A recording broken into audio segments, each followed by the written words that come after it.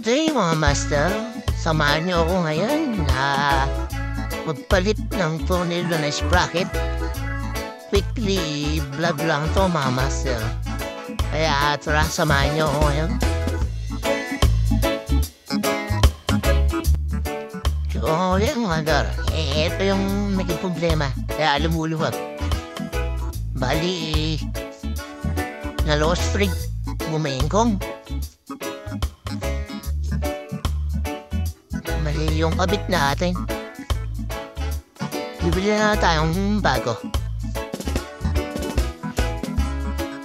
So, ito na yung nabili natin na bolts.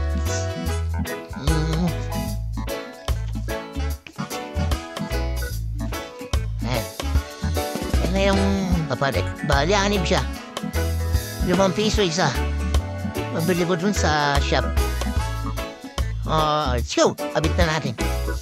Yung mga master. Parang useless to. Hindi rin to tatagal eh. Kaya ang gagawin natin, bibili tayo sa nut and bolt na alin. Pero ganito nga ba? Let's go. So, papunta na tayo mga master sa Barte.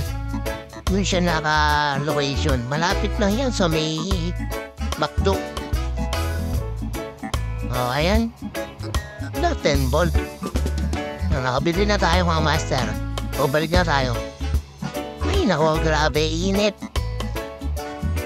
Ayan, pinaputulan muna natin yung bolt kasi sobrang haba.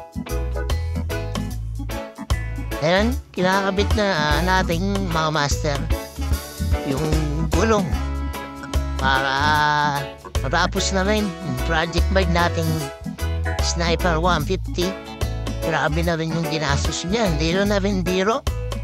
Nasa 40 plus na mga master.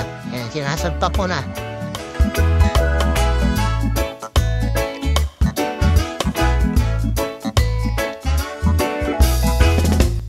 Ayun master. Okay na, nakabit na natin. Bali, alin na yan. Nabili ko siya doon sa may nut and bolt. Bali, 90 pesos. 6 na peraso. Pinaputulan nyo pa. Kasi sobra yung tornilyo eh. Pero para mag-fit. Alin na yan mga master. So, ayan mga master. Niliisa ko muna kasi sobrang init. Baka mamaya ma-high blood yung motor. Akala ko kasha, yun pala hindi. Joke lang mga master. Siyempre matagal din na-stop yan.